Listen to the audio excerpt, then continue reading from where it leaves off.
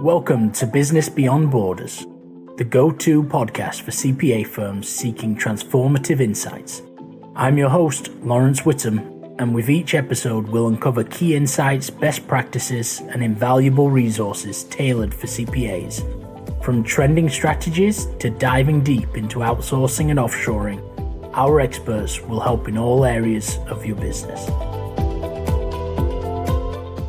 Hey everybody, and welcome back to Business Beyond Borders. So today it's July 4th, and it's a slightly different episode that we're doing today where I have no guests with me, and we're going to go into one of the products that I've developed to really help firms understand what they need to do in order to outsource and offshore. And we're going to go over very practical ways that now you can take away and think about whether you're at the beginning of your journey and you haven't outsourced yet and you're still looking into ways to do so, whether you have started and maybe you're having some teething issues of getting moving really and making it effective, to even if you have a sizable offshore team and you're working with them reasonably effectively, but problems come up and you know that you need some support here and there. Okay. Now, this assessment is more for a firm to do and think about themselves, because a lot of the times it's a balance, right? It's not about an outsourcing firm always making that mistake. At the end of the day, we're dealing with people a lot of the time, right? It's not a technology that you're implementing here. This is people that you're really bringing on. And as you know, there are always concerns. We have to make sure that we create an effective culture that we want people to grow in. We want people to stay with us long term.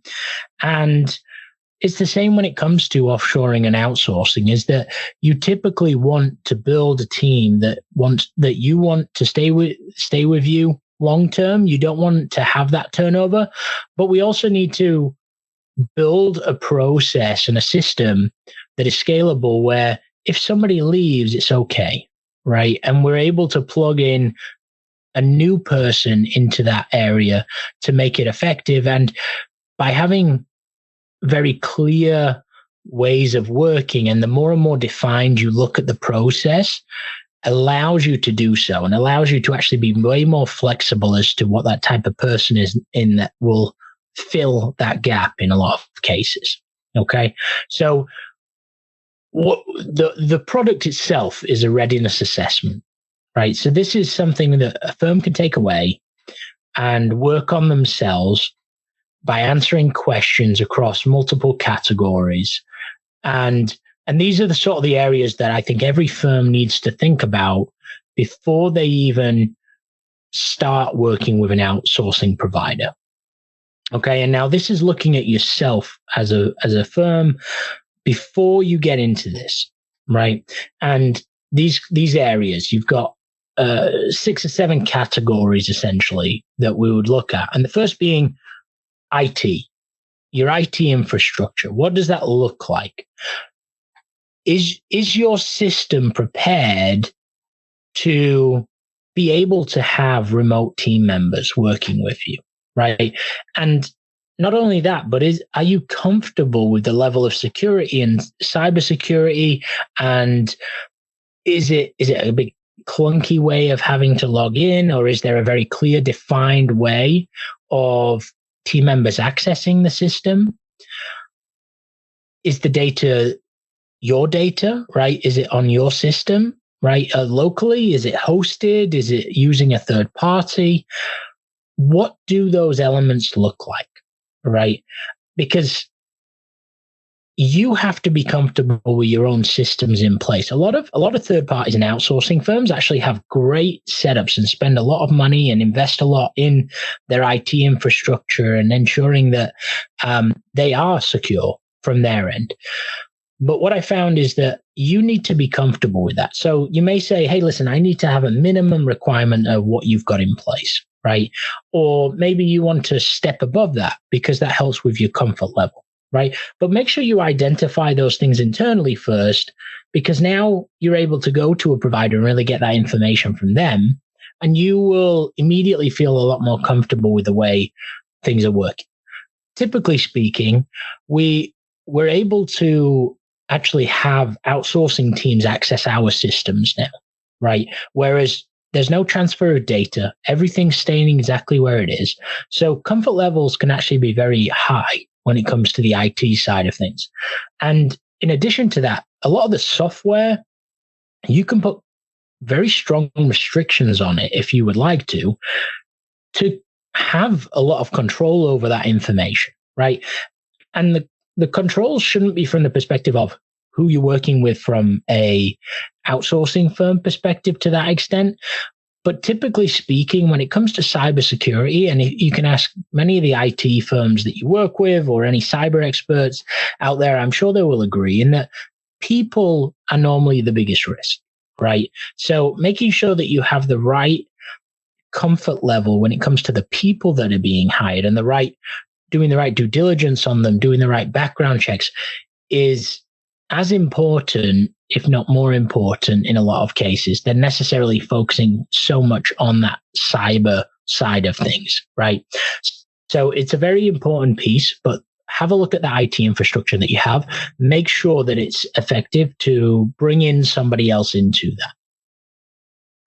The next is process standardization. So SOPs, right? Standard operating procedures is a common term for it. And it's so important to start looking at your process, right? The more defined you are when it comes to process, the easier it becomes to hire people because you're able to essentially create a more defined role for somebody where it's less reliant on the knowledge that they have, but more reliant on can they follow the instructions clearly, right? So the better and the more defined you can be in that process and breaking it down, the less likelihood is there are questions or there is variance to work levels as well. So it's a very important factor to work on. Now, a couple of the ways that I advise to even just start taking that step, because it's very difficult for people to step back and essentially document exactly what they're doing, right? So go on Teams, go on Zoom. There are other tools in the market. I know there's one called Scribe AI as well, which seems like a great tool to utilize there. But what you can do is you can have your team members record what they're doing, right? So go start a meeting when they're about to do a client project. Okay. Record that meeting, right? Now you've got a video transcript. You've got an audio transcript, because what they can do is they can talk through what they're doing as they're doing it.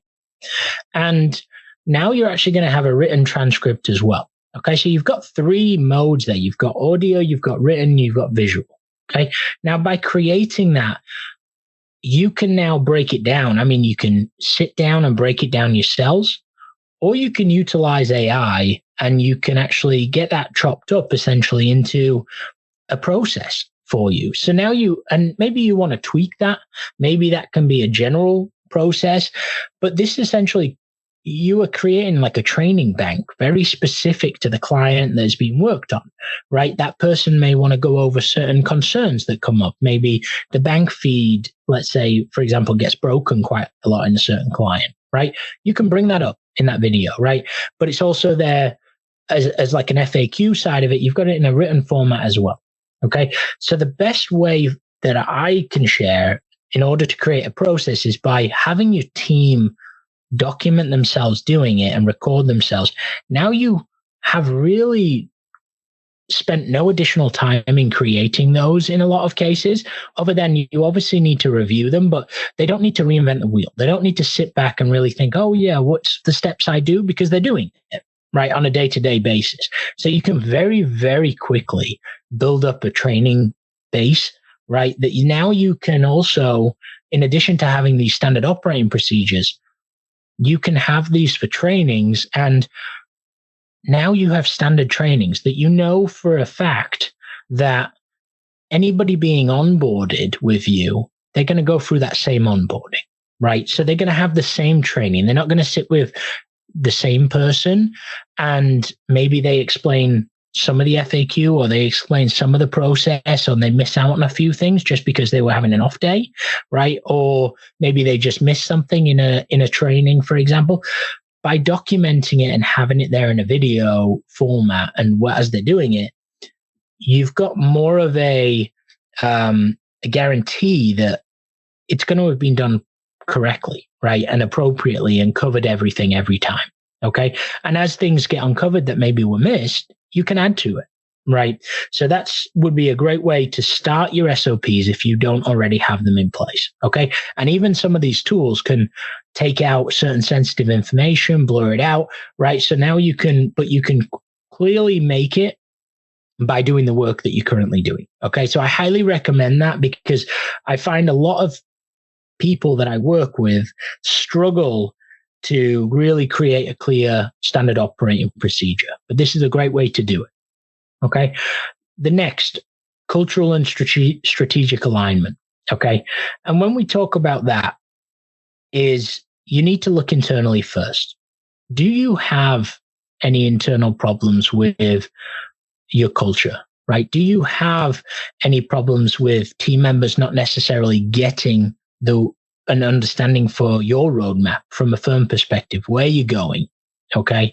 And identifying the why internally as to why you're even looking at outsourcing or offshoring. Okay. Because one of the concerns I get when I'm in a firm working with them, not from a partner level, but more from a staff level in a lot of cases, is there becomes pushback because maybe they feel threatened by the chance of losing a job, when in the majority of cases, right, that's not the reason for doing it, right? The reason for doing it is that you want to provide them more time, and you want to make sure that they're not spending 60 to 80 hours during the tax season, for example, right?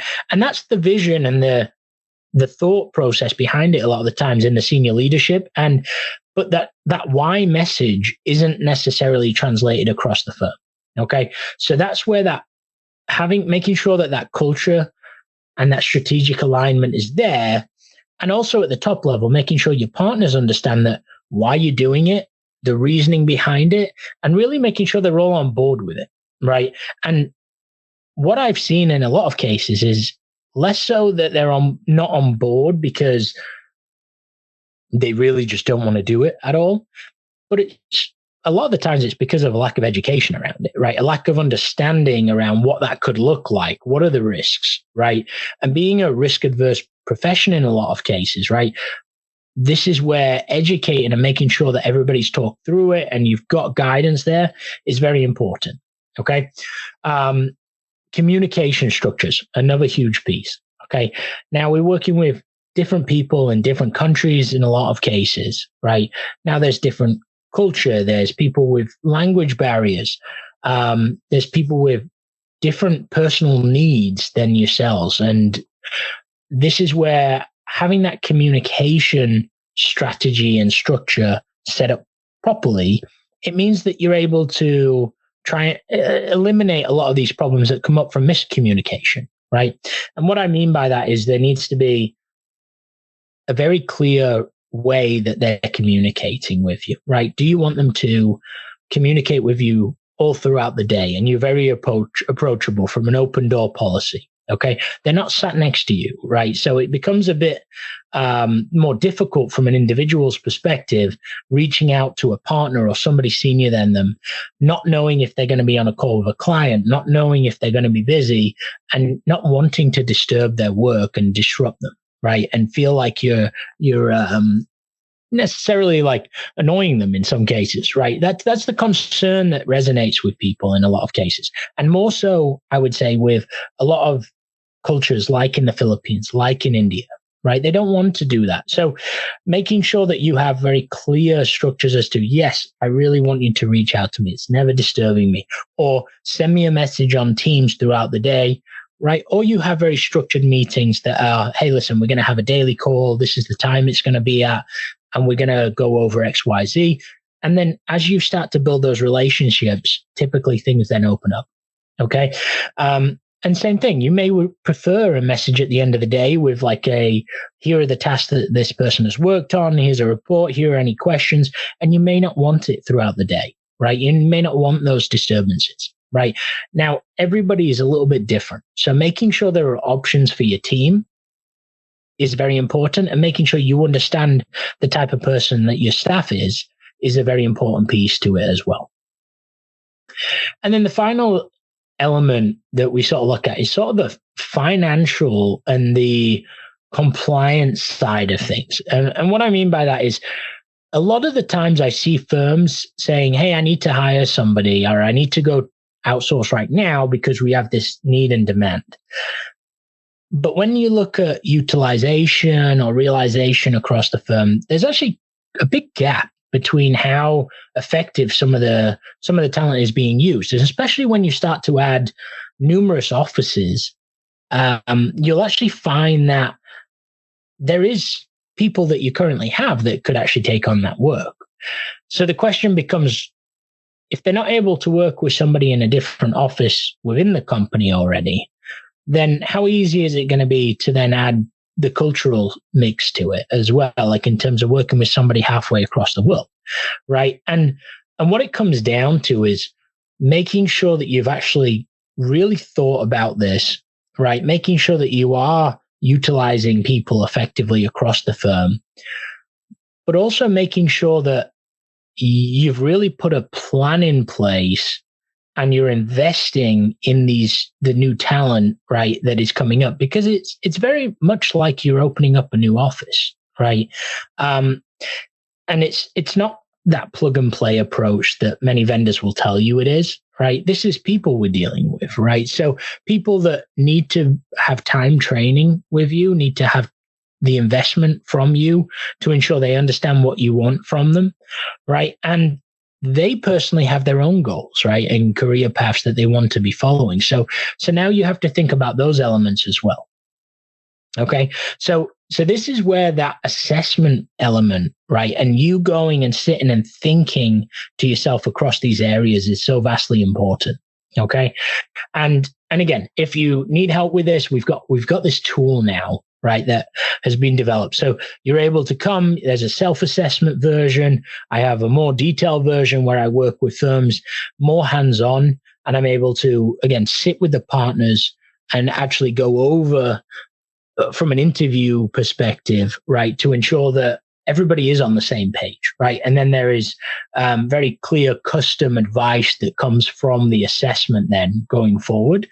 But for the smaller firms that can assess themselves, right, and they have less of the change management elements and less people to necessarily work with and train on that side of things, all these elements can be worked on over time, right? They don't need to be done tomorrow, right, is the big thing, but they need to be started, right? They need to be thought about, because as you are now working with an outsourcing firm or an offshoring firm and you are starting that process, you're taking somebody on, right? So you're going to be onboarding, you're going to be training, you're going to be working on specific projects.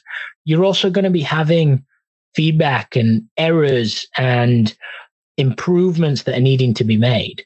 So the more you can record and document these as you're going along, the more you can build out your training manual, essentially, in a lot of cases. And I build out essentially quite a large playbook for firms so that they have elements of everything there, right? At the end, they have elements of all the training that has gone on, right? They have documentation. They've thought about the reporting. They've got a clear vision as to why they're doing it, what it's going to look like, a roadmap in place. So, but you're able to create that playbook essentially yourself by following this framework from the assessment, right? If you really wanted to. And typically with a small firm, you don't need to necessarily spend hours and hours and hours at one time and reinvent the wheel now. There's a framework to doing this and having more success when outsourcing or offshoring. So that's what I wanted to cover today, to give you, and again, this is taking a lot of the elements of what a lot of our offshoring vendors have come to us and talked about over some of these episodes. And again, it's sort of bringing everything together into one area so that a firm can now take away and really assess themselves and start moving in the right direction and have framework to now go off. Okay. And having that time and investing that time into this is vitally important to being one of those firms that really succeeds at outsourcing and offshoring, to being one of the ones that, again, has had a bad experience, right? And hasn't been able to make it work for whatever reason. Okay. So it's hitting the refresh button and making sure you are prepared. So everybody, I want to wish you all a happy 4th of July. And again, I hope this episode has been super helpful.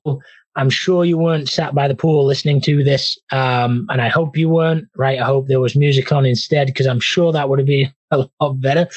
But I hope you're able to sit the following week, right, and really listen to this and break it down and look into this outsourcing readiness assessment as an option for your firm to be able to get a good understanding of where you currently sit, right, and be able to put a plan that is effective into place to be able to have a more successful time offshoring and outsourcing. And I look forward to seeing everybody on the next episode of Business Beyond Borders. Thank you. Thank you for tuning in to Business Beyond Borders. I'm Laurence Whittam, and it's been a pleasure bringing you impactful insights tailored for the modern CPA firm. Remember, the world of accounting is vast and ever evolving, and we're here to navigate it together. For more resources and episodes, don't forget to subscribe and reach out to our experts. Until next time, keep pushing the boundaries of your business and explore the limitless possibilities beyond borders.